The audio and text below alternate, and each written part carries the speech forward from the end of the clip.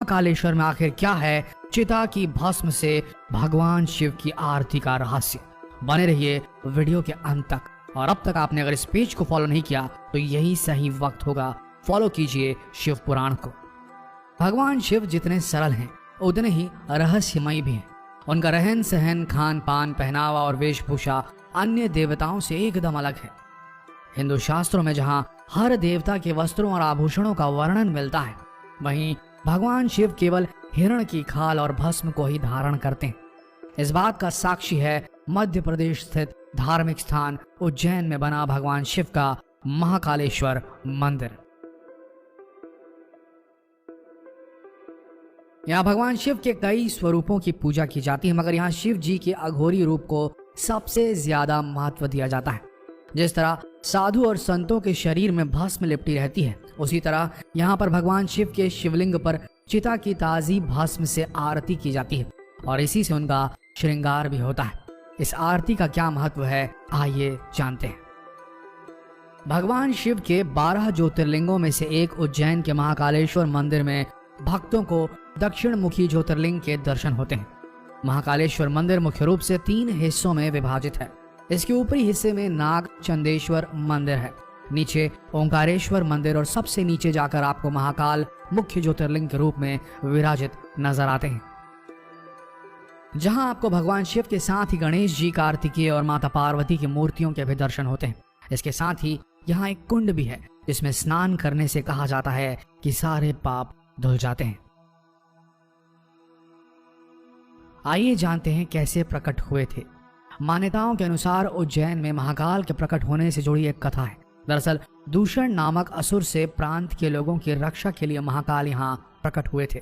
फिर जब दूषण का वध करने के बाद भक्तों ने शिवजी से उज्जैन में ही वास करने की प्रार्थना की तो भगवान शिव महाकाल ज्योतिर्लिंग के रूप में प्रकट हुए। ऐसे उज्जैन का शास्त्रों में वर्णन भगवान श्री कृष्ण को लेकर भी मिलता है, क्योंकि उनकी शिक्षा यही हुई थी।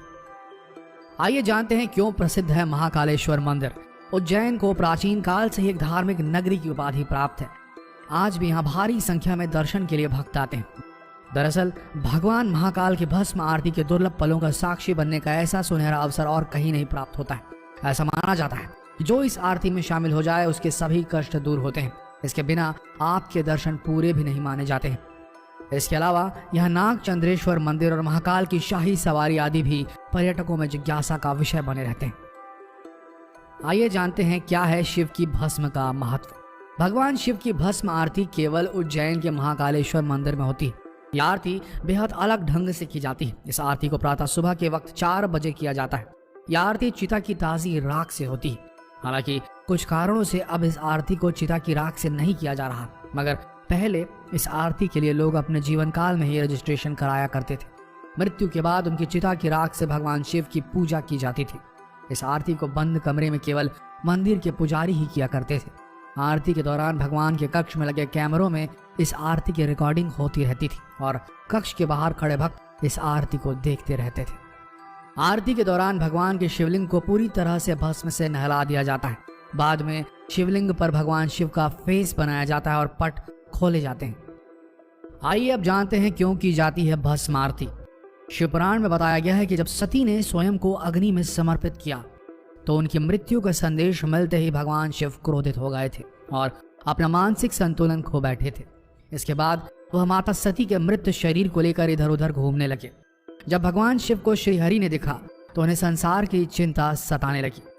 हल निकालने के लिए उन्होंने माता सती के शरीर को अपने सुदर्शन चक्र से कई हिस्सों में बांट दिया था। यह हिस्से देश के कई स्थानों पर गिरे और पिंड बन गए, मगर शिव जी के हाथों में केवल माता के शव की भस्म रह गई। भगवान शिव को लगा कि कहीं वो सती को हमेशा के लिए खो न दे, इसलिए उन्होंने उनकी शव की राख को अपने शरीर पर लगा लिया। आइए अब जानते हैं कब कैसे जाएं महाकालेश्वर। वैसे तो पूरे वर्ष कभी भी आप महाकालेश्वर के दर्शन के लिए जा सकते हैं, मगर सावन और शिवरात्रि पर स्थान पर विशेष आयोजन होते हैं। अगर आप सावन के महीने में महाकालेश्वर मंदिर के दर्शन करने जाएंगे तो यहाँ पर आपको देश के कोने कोने से आए भक्तों की भीड़ देखने को मिलेगी। आपको उज्जैन आने के लिए ज्यादा दिक्कतों का सामना नहीं करना होगा। ये शहर इंदौर के सबसे करीब है। आप चाहें तो इंदौर से ट्रेन या टैक्सी से यहाँ आ सकते हैं और रुकने के लिए यहाँ बहुत सारे और अच्छे भक्ता निवास हैं, होटल्स हैं, जहाँ बहुत ही कम पैसों में अच्छी व्यवस्था पा सकते हैं। जब जाए महाकालेश्वर तो कहाँ कहाँ घूम सकते हैं। उज्जैन एक धार्मिक स्थान है, यहाँ पर आपको पग पग पर मंदिर मिल जाएंगे, मगर यहाँ काल भैरव, श्री बड़े गणपति जी का मंदिर, श्री हरि सिद्धि देवी का मंदिर आदि भी यहाँ के प्रसिद्ध मंदिरों में से एक।